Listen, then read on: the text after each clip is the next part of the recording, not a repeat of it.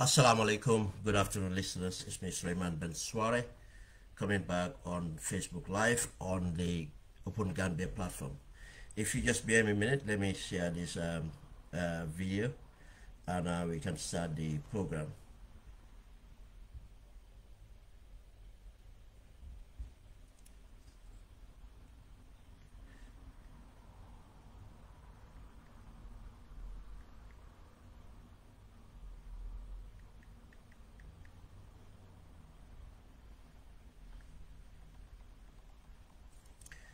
I'm having a problem with this.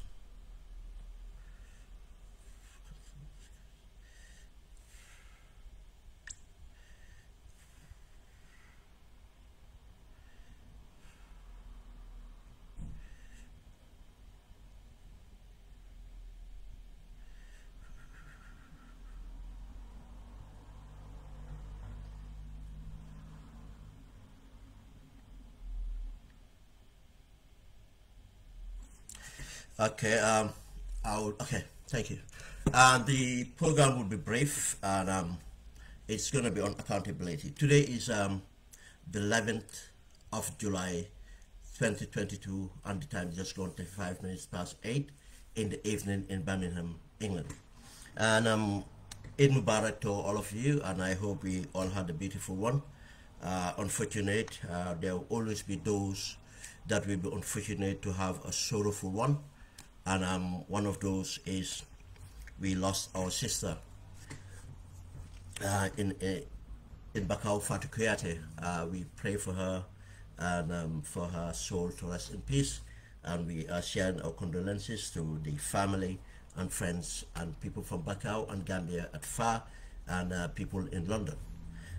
We move on to the program. The program is going to be based on accountability, and the reason for this program is to learn from other people, especially people that we look up to as a democratic nation or a developed nation, to see what differences are there that their democracy works, or what differences are there their country works better than us. Why are we termed underdeveloped? Why are we termed undemocratic? Why do we go into dictatorship? Why do we go into conflict? How comes we are not able to save ourselves from destruction? How comes we can save ourselves from going into open conflict? How comes we can save ourselves by developing our nations? To be countries that will be envied, that people will come in, or people want to live, especially us will want to live, not to live in, not to flee like in a war situation, as we have seen all over Africa, especially the West Africa. Countries like the Gambia, Senegal, that did not experience a civil war in a sense, mainly, and we have seen the amount of youths fleeing the continent in order for greener pastures. And where are they coming to? They are coming to democratic nations. They are coming to nations that are developed. I would, before going further, I'll just ask people watching to share the video, because I'm having a problem to sharing it on my main page, and this platform is new. It will take time to generate viewers. But if you would be kind enough just to share the page so that it will get to the right the audience can follow, and if possible tag me on my main page so that people that follow me normally on my main page can follow this program. We are going to look at example. As I said, it's going to be brief, it's going to be a learning moment. I know in most cases we blame our people, and rightly so. We have to give blame, we have to take responsibilities that our people. But one thing we do say, oh, black people are this, black people are that, or our people, Gambians are this, or Senegalese are this and that.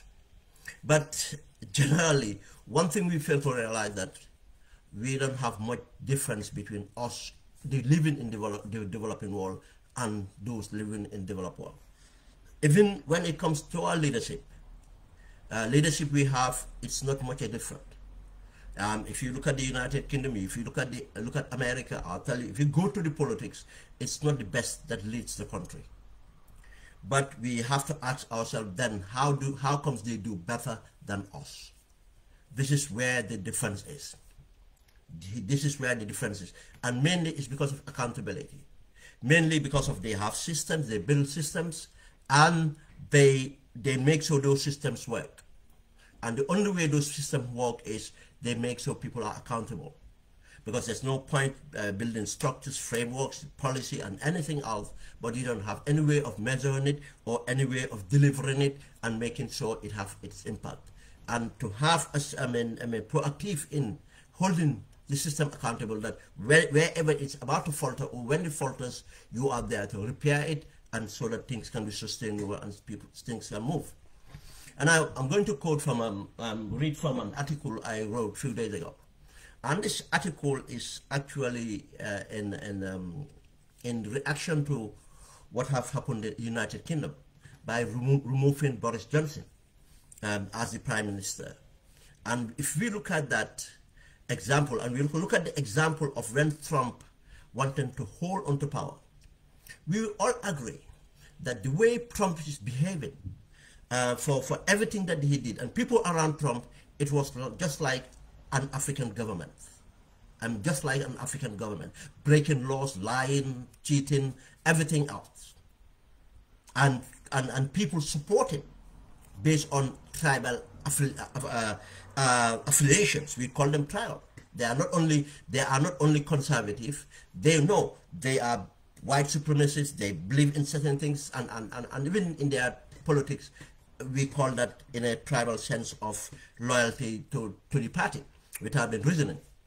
And when they lost, again, another lessons we learn is the proactive, how proactive people would be in order to take part and participate, make sure they have the change they want. People to participate to make sure, but that too will come with leadership that makes them that inspire them to do that. In this case, we've seen how the Democrats came out and inspired the people, and the people who came and vote for them, and they ensured that they won that elections. But now Trump wanted to change, and what happened? We have seen what happened to him, and we are hearing the congressional hearing. We can hear what came out of that. We're going to look at that. United Kingdom, Boris Johnson was not different from any African leader. I mean, the way he even came to power. You were surprised how come someone like Boris Johnson come to power in England with all this. No, they all know all that. People that put him there know all that. Tells you that they are not different from us. They can be selfish. They can be silly. They can do partisan politics, which you can call a tribal politics in a certain sense. Not to see national interest, but thinking that, no, we can manage this. But until it gets to the level, they realize it's not sustainable. And this person is not worth losing everything. Their even interest, personal interest, then looking into the greater interest that it's not worth that. What we have to do is we have to remove him. If we don't remove him, the next party is going to make sure they remove him. And if they remove him, we lose immediately, and so on. Or if we allow this person to keep on going this way, it's not sustainable. The country is going to lose a lot. We are not going to do that. Now, that's where I said that if we observe, we will realize that we can know a lot about what have unfolded in Britain, parliamentary democracy, and what happened in America. And if you go by that making, now you think about it, what makes the difference? When we watch at the records of Boris Johnson, we can see exactly he was a mirror of Trump. And those behavior all, we say they had the traits of dictatorship. They are just awful as African dictators, bad as a bad African leader, you know, and the similarity of the crimes they commit and everything else, to even corruption, they were involved in it in a different way and manner, because the systems we have don't allow them to able to do certain kind of corruption. But whatever they can do by creating nepotism or creating situation where their friends and interest group will benefit from contracts and so on, they were doing that, and that was known, and it was challenged. But they keep on defending themselves until it gets to a level that they have to do something about this. And we compare this, and to what happens in Africa. If we look at what happened in Africa, let's say what happened in the Gambia, and Africa for that matter, we realize a big difference here. We nurtured the dictatorship because we allowed things to happen. Even people who are supporting the dictator or around the dictator supporting him will come to a point that they will realize that things are not sustainable. But because of stupidity or whatever you call it, they will keep and maintain the system until everything hell breaks loose. But there's an interesting part here. Why would they do that? Because of the lack of accountability. The systems in most cases are not robust enough to stop it happening. I mean, we don't build institutions, and where we have institutions, leaders will come in and break and dismantle those institutions, and we'll sit down and watch. We are not proactive to stop those leaders saying, look, you cannot do that, you cannot get away with that, we are not allowing you to do that. And the systems would not be there, or if they're there, I mean, it's no system, it's just, I mean, disregarded, and people do whatever they want. We look at the case of, let's say, Trump. When Trump wanted what he wanted, these are the same people around him that did everything for him, supported him. But even to the extent of the vice president wanted to do what Trump wanted.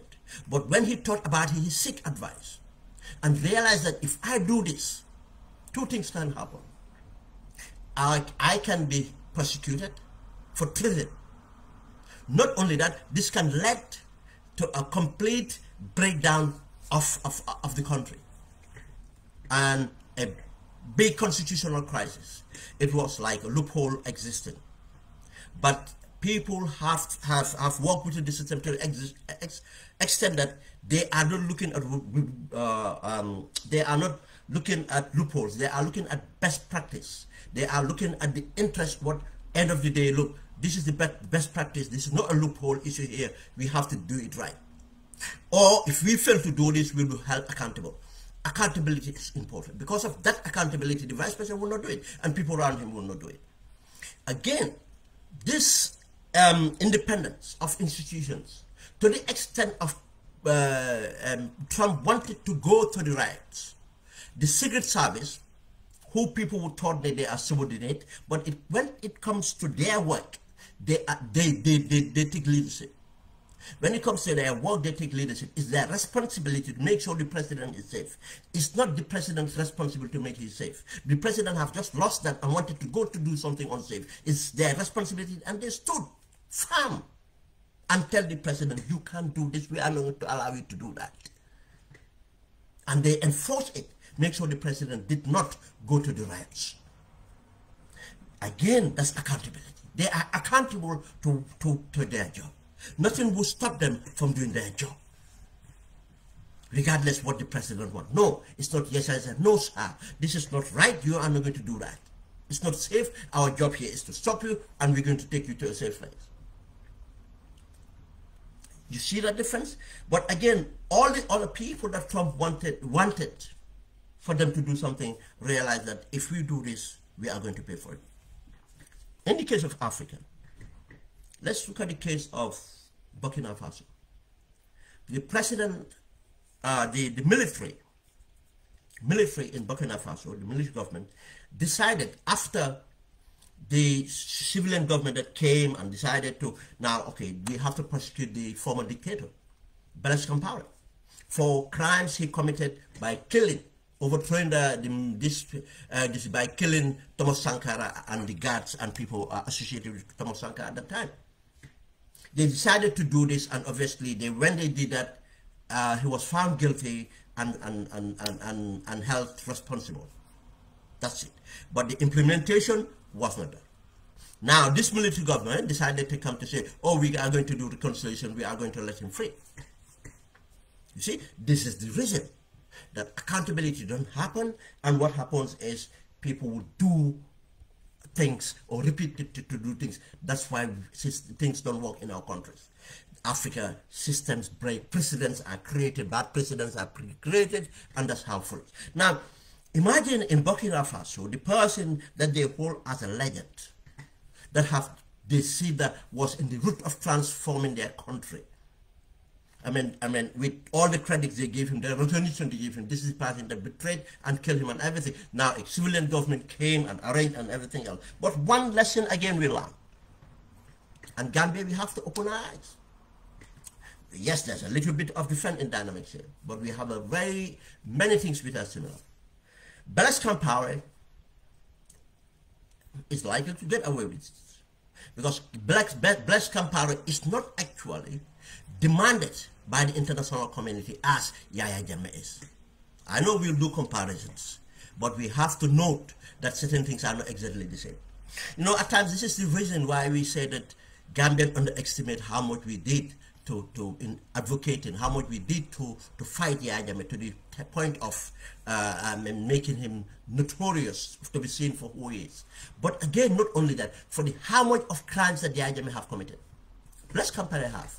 He's been a dictator, but I mean, he was far better than Yaya. For the crimes, I mean, most of the crimes that Blaise Compaoré committed, in fact, he committed that with the international community. From the blessings of the international community, especially the colonial master France. And most of those crimes are, I mean, facilitating the war in West Africa. By sending troops in Libya, I mean, arms, using Burkina Faso as a base, using Burkina Faso to launder money and everything else. Those are crimes. These are horrible. Many hundreds have died. But what I'm saying is the crime directly that we who should be accountable on Burkina base are not equal to what Yaya Jammeh have done. Like with craft, I mean, let's go on.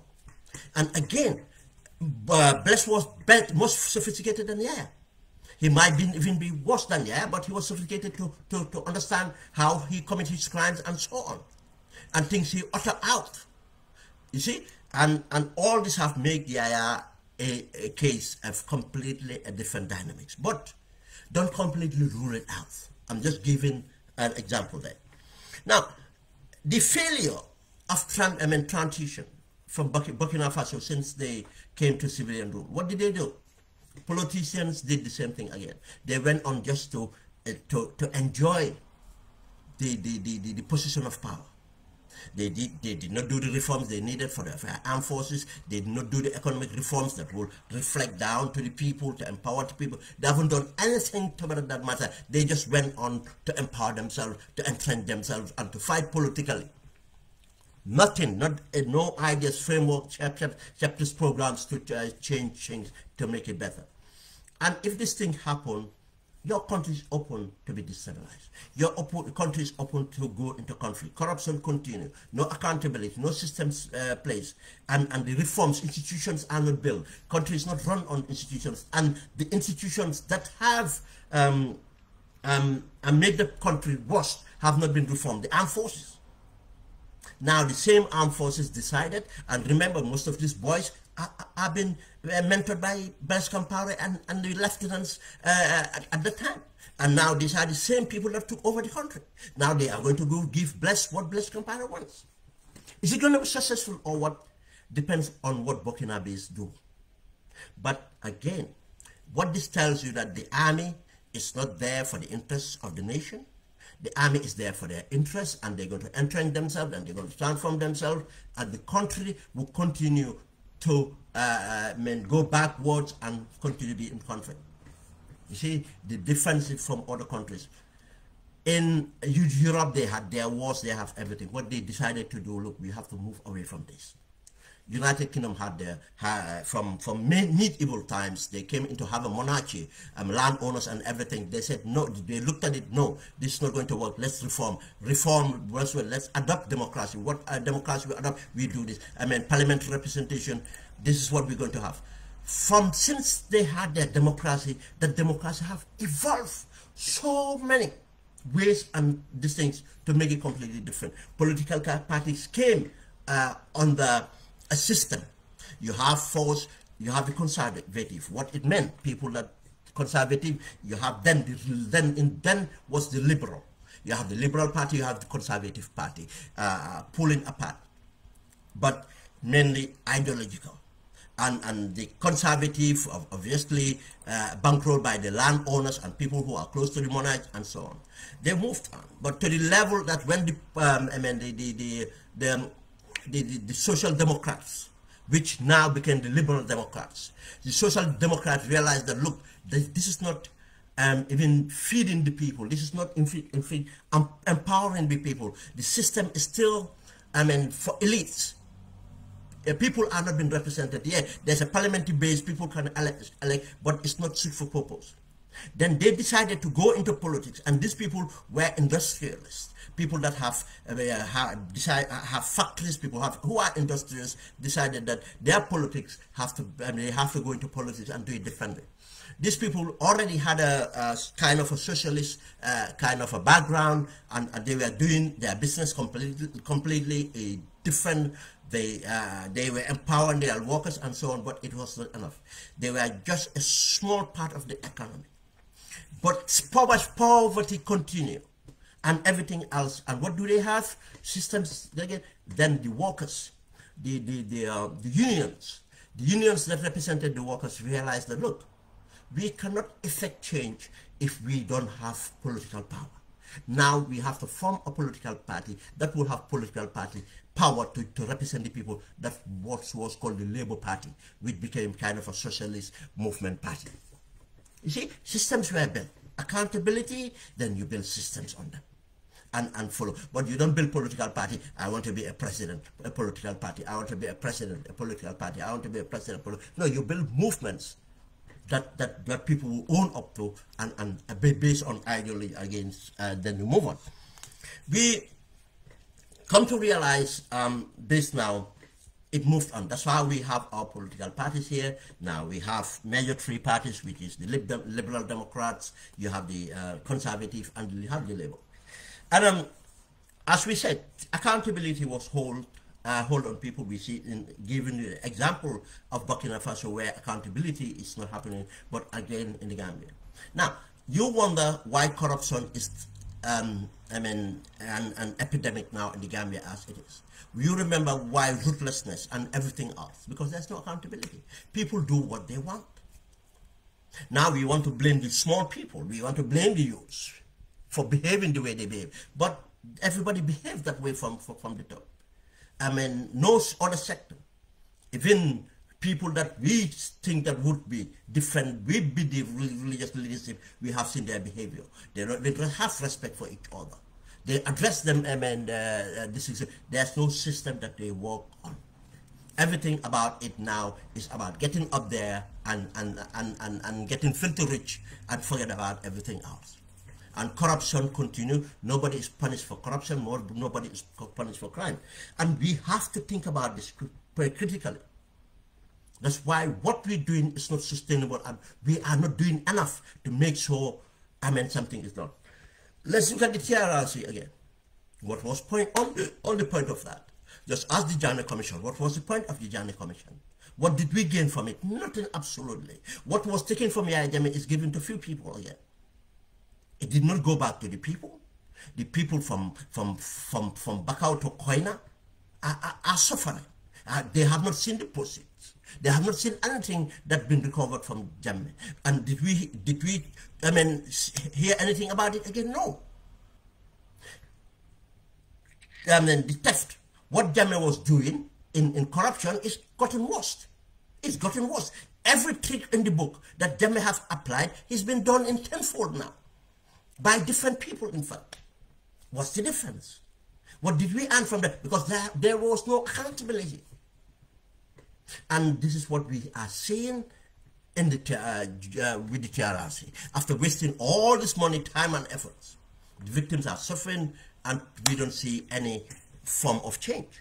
And if people have heard the Inspector General Police said it, they said why the people who went and break the law are not punished. And these are paramilitary officers. Or if you punish them, what happened the next time people don't obey the law? Orders. Because he is want to say that these people now, he's going to leave these crooks within the forces so that they will obey illegal orders to continue.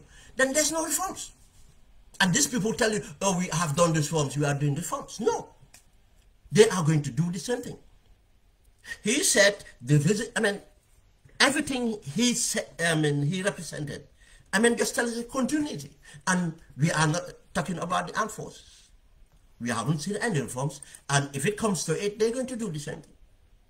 The NIA, we managed to achieve something for it, because now they are not doing their work, but at least they are not going out there to abuse us. We did our work there to stop that.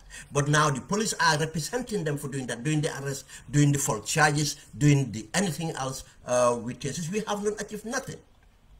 Is it sustainable? Why are we not doing something about it? No. This is where the differences are.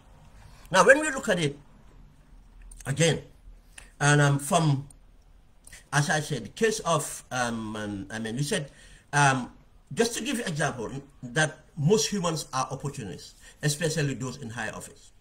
Because, especially in Africa as well, and even here, most politicians are just opportunists. That's why it's hard to see a good politician. And most good politicians are not successful politicians.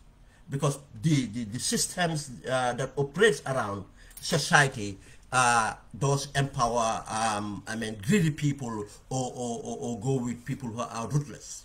But when we look at the case of the Conservative Party in the United Kingdom and the way they sustain Boris Johnson, knowing who Boris Johnson is, everything else, what they were doing at the time were looking their personal interests. Interest in what? Boris Johnson managed to have a good PR and everything now. He is winning elections. He got a likability effect. They all know that he's disorganized. He's not an organized person. They know that he's a liar. They know that he's indisciplined. He doesn't have morals or anything else. But hence he's winning elections, and we want to win elections to be in government. We have to leave him there. It continues. And until now, they realize that it's gone so far that they have lost two by-elections, and seems the popularity rating is just dipped. And Labour have got a better leader that is appealing to the people, and Labour is coming to likely win. These are the motivations. But at least they know how to look after their interests. But in our case, no. We follow dictators. Look at Senegal. People are still, senior ministers are following Macky Sall to destruction. But again, that's where the difference is. Senegal, they have institutions which are far more robust than us, Gambia and Guinea-Bissau, Guinea-Conakry and other countries. That's why we can easily fall into trouble than Senegal. Not only the institutions as within the government, but civil society. They have a robust civil society, and part of that is their religious leaders. Part of that is their religious leaders, be the Christian Catholics, Anglicans, be the Murids, the Tijanias, and everything else. All this leadership do come in handy when things get to a level and draw things back. We don't have that. We don't have those sort of religious leaders. All they know is to bicker around each other and run after anybody who becomes a leader in the country as a president or a political party that has influence. They follow you to get the crumbs. But they don't tell truth to power, or they don't have that leverage that within behind the scenes. In most cases, you will not hear the Halifa General say certain things, but behind the scenes, they can lift the phone to the president and say, draw back, and he will draw back. If it can get to a level, Senegalese would have a confidence that it will get, it does get nasty, but to sustainability, they will make sure it works. We don't have that. Another thing they have an intelligence here. They have sophisticated elites that will look after their interests. Realize that, look, this is not sustainable. We have to do something, and they go against. This is why Wada lost the elections, because of the intelligence here. Elites went against Wada to say, no, we are not going to accept. Yes, you manipulated everything. People went out to demonstrate, and you managed to suppress that. Now you're going to attack them. Now we are going to vote. And so that we vote you out, you cannot sustain, because this is not sustainable. The elites have to be different. What do we have in Gambia? They are quick to criticize you that, oh, you're not writing good English. Criticize you, oh, you're not doing this. But where are they? When you need them, where are they? They can sit down in corners to criticize politicians, but where are they? Where are they when you want solutions? Because we know the poor elites of technocrats we have in our country. We have one of the worst technocrats in Africa right now, because they are just used to the IJM thing. Just go in there, get into projects to get what you can get and get out. That's why nothing works in the country. Everything got failed. They cannot draw a concept from and to deliver. They have not. Anything that delivered there is a grant that comes straight away and they implement it themselves. Just like the Chinese said, we are going to build a road, the Chinese come and build a road. But to say the Gambia government draw a proposal and go through all the mechanisms and to do the classifications, do the bidding, get the contractors on board and get it delivered, get the supervision done and make sure everything's done. No. Because of corruption and incompetence will not allow it, and politicization will not allow it. Now, this is the reason we don't have the elites that is needed. They would be sitting, thinking that, oh, I am okay, I can manage. Let petrol go to this, I can manage. Let food go to this, I can manage. Let public schools be bankrupt, I can send my kids to private schools. Let public hospital bankrupt, I can go to Medicare and I can do this, I can do this. I can go to Senegal, I can go to you. Let the university not be equipped, I don't care. My sons and daughters will be going to America. This is what they do. Oh, I am just here for now. I will look for international appointment. If I have the international appointment, I can afford to manage. That's what they do. And the average person would be, but it's not enough. It's not enough. This is why we run into trouble. It's not that we are different from white people or anything. No, at the certain aspect of us, you come to a certain level, you see the same people that you see can vote for anything. There are Europeans here that will vote because of hate, just as they vote because of ignorance. Everything happens.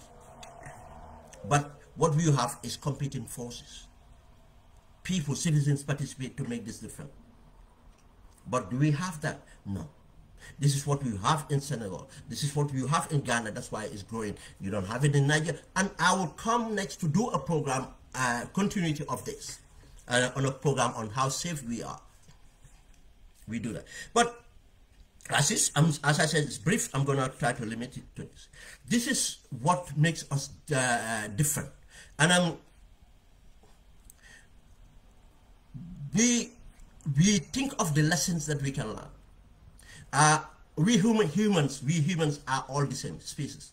Whatever makes a country or circumstance different will be based on how we organize ourselves in developing our mutual interests for the greater good of our people and nation. Look, people keep on saying, oh, why this anomaly? Gambians outside of Gambia are all successful. I mean, so many Gambians outside of Gambia are successful. Put it that way. Be it international community, go to any international organizations, you find successful Gambians. Not at the bottom level, in the top, middle, and the bottom level. Technocrats at different sides. You go to the international institution, professional institutions. When there was a COVID vaccine found, we found Gambians part of the teams. Not only a Gambian, Gambians part of the team. When Europe was fighting, bringing measures for the pandemic, Gambians were part of these things. Anything, when the economic crash, we found Gambians at the IMF, we found Gambians at World Bank, we found Gambians at the senior level of the UN. And if you look at it, population size, Gambians are overrepresented in all these major institutions, organizations, all this. If you go to the private sector in America, private sector in the United Kingdom, private sector in Scandinavia, in Africa itself, the African diaspora in Africa itself, Gambians are doing fantastic. How comes the country is as it is? Circumstances will not change if the people who have to change it are not actively changing it. I keep on saying this, look, the people doing bad are minority. I mean actively are minority. But the people who are not doing anything to challenge it are in the majority, and they are then part of the people doing bad. So-called passive is no passive. These are, we don't call them passive because they are aware and conscious, because of they think that they are not affected, they are not doing something, because they're just stupid. Because they are affected and they'll be affected. They will sit down to cry about crime. When you have to build your houses to protect everything, and you still are not safe, because you go out, they can jump on you. Your daughter go out, they can be jumped on. Your sons go out, you can jump on. Your mom, your wife go out, they can be jumped on. You cannot protect them everywhere. You cannot buy hire bodyguards to take them everywhere. Or they might be just, the roads are not safe. How can you pay for, what road makes you, it's not sustainable thinking that you are immune because you can afford some of the things that you need to do. You cannot.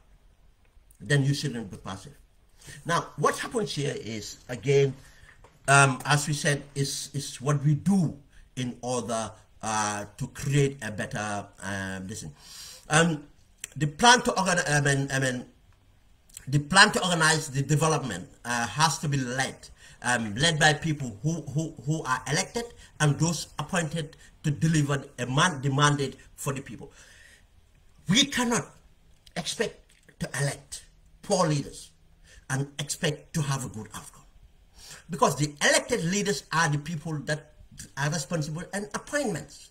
Barrow is responsible appointing his cabinet, nobody else. Nobody else. Now, imagine if you appoint a bad cabinet, what do you expect to have underneath that cabinet? The vice president came and made statements, but find out now it's just hot air. It's just hot air. Politicians have 3 months. We are going to give him that 3 months, but already the indications are it's just hot air. Because himself, he's not performing better. To say that these things, we are not seeing the frameworks. By the time he made the statements, we could have seen some green shoots by now, or kind of measures been pronounced. And frameworks been put out. No, it was just mere hot air, nothing else. And these are the people we refer to as the elites of our society, coming from the public, the private sector and the civil society. If these elites are not conscious of the vital role they they need to play for us to build a cohesive community, to develop a sustainable nation, as we witness with Boris Johnson and the conservative hypocrites, we will continue to live underdeveloped and unstable. These people that we term elites, elites should not be a bad term. We should just understand it. When you become an elite, should inform the system. You see, that's why I said countries like Senegal and now Ghana have developed that. We all remember Ghana came out from a dictatorship. How many coup d'etats? More than us. But they finally had the stability from the transition from Rawlings. Now they have built an intelligentsia that will resist.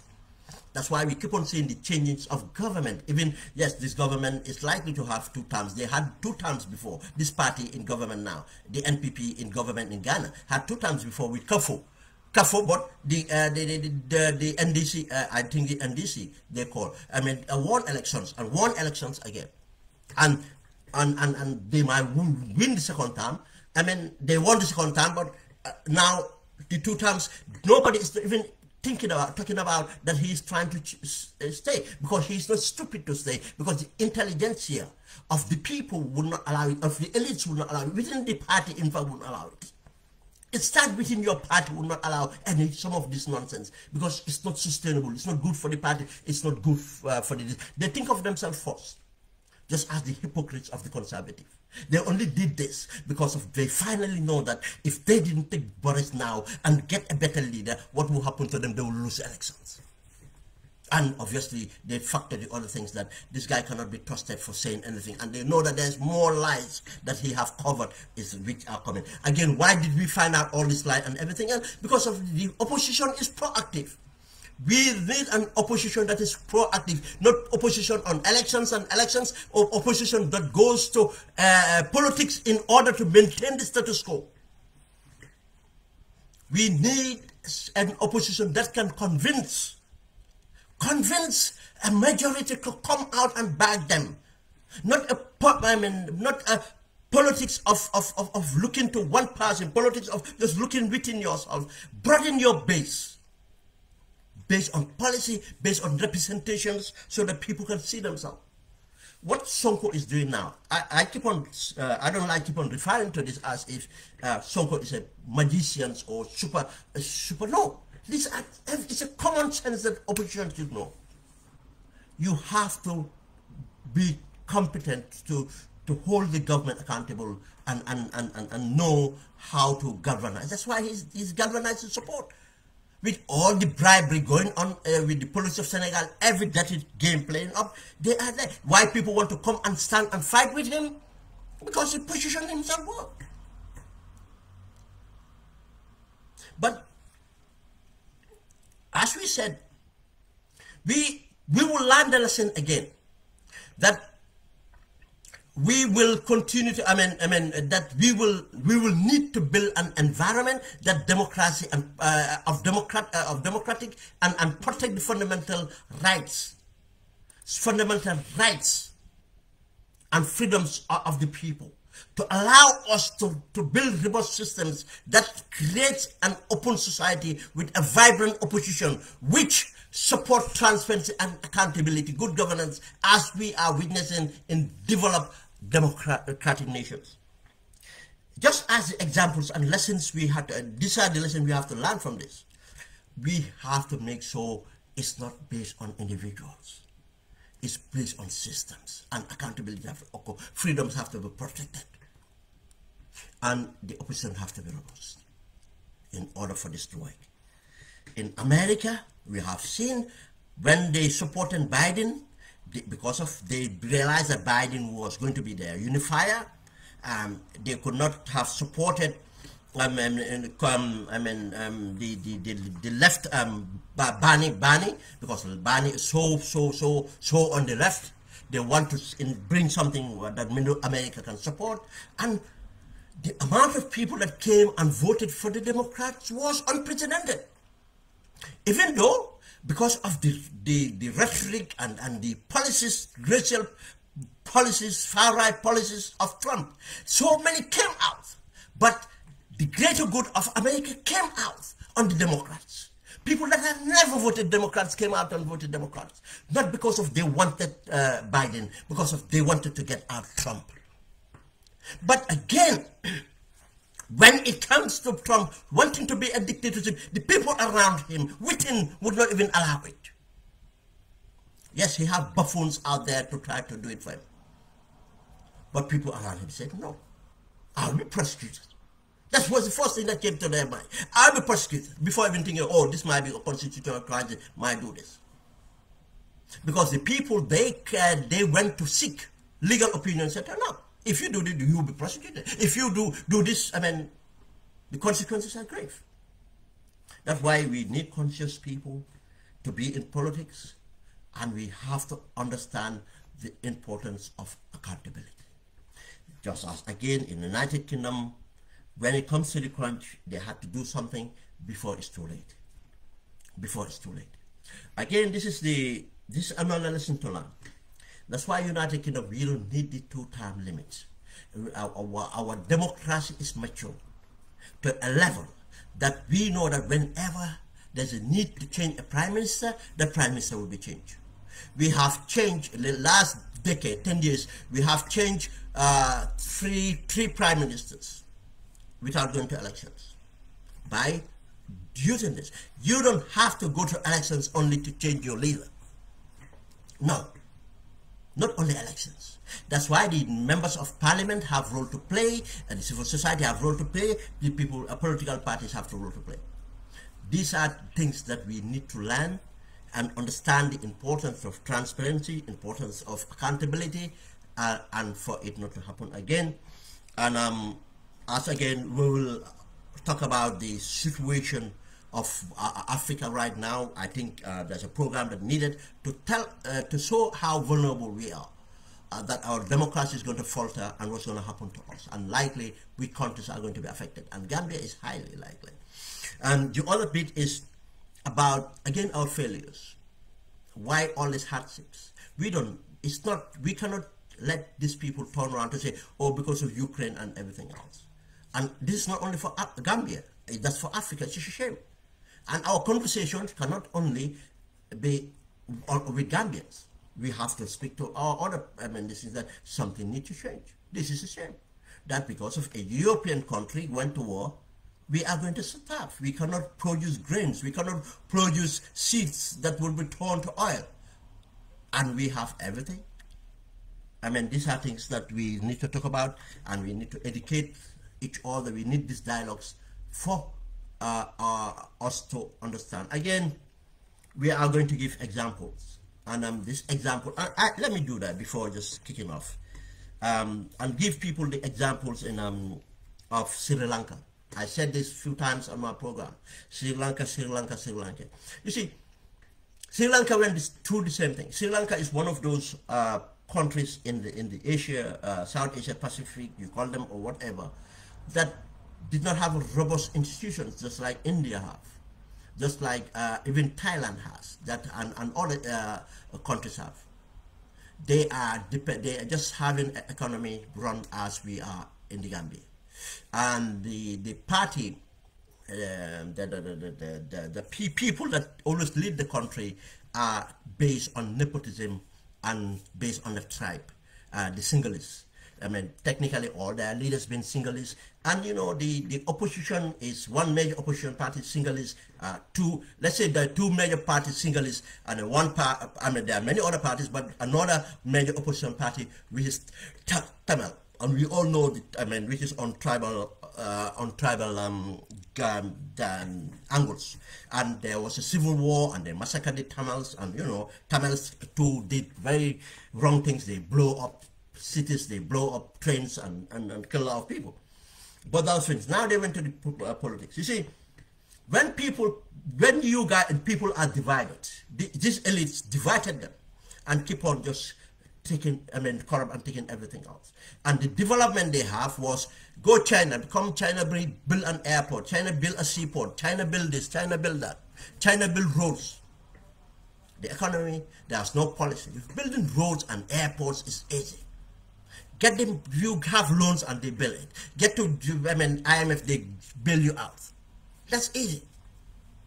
What's the work? The work is here to build policies that resonate, that needed to develop. And development is two main factors. Produce, to feed your people, and surplus to export. And what build a value chain? To manufacture your basic necessities. Necessities, basic. But Africa today, cotton bud have to be imported. Toothpick have to be imported. Almost everything have to be, toothpaste have to be imported. Toothbrush have to be imported.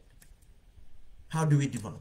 Grains we don't have. There's no food, we have to import. Cattle, meat, red meat we have to import. Everything we have to import. Poultry we have to import. This is the same thing situation they had in their country. Now, this tribal politics went on. The Singhalese, but at the end of the day, when the suffering comes, the entire country suffers. Major 95%, 98% of the country suffers. And there's no difference between the Hindu, the Buddhist, or the Muslim, or the Christians. Because there's no market selling to these people. They all go to the same market, same school, same hospital, same tax pay. There's no separate tax for Hindus, Buddhists, Christians, and Muslims. There's no market for Singhalese. There's no market for Hindi. There's no market for Tamil. There's no market for anything else. It's the same markets and hospitals and everything else they have to use. Now, it hit up. They could not pay their debts. The inflation hit. Price rises going up. The demonstration was not, in fact, opposition led. It came from the people. The people, most of who are supporting, or who were supported, or who voted for that government. And that's where they ended, overthrowing their government. People who supported, people who might have voted for that government have ended up leading, and obviously the Tamils joined in and others. If the tunnel have left, it would have seen as opposition leading.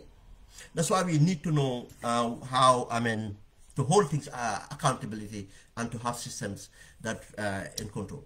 Thank you very much, guys. Again, I will be using the new channel, and it will be time to generate the viewers, and we need the viewers to continue. We need to migrate all the people who were on my main page. Share it, like it, and introduce your friends to follow these programs from this new platform, Open Gambia. And we are going to do more to present more things and produce more to publish on here. The website will be ready soon, and we can see all the difference where we can have dialogue to rebuild our country. Thank you very much, guys, and have a good evening. Thank you.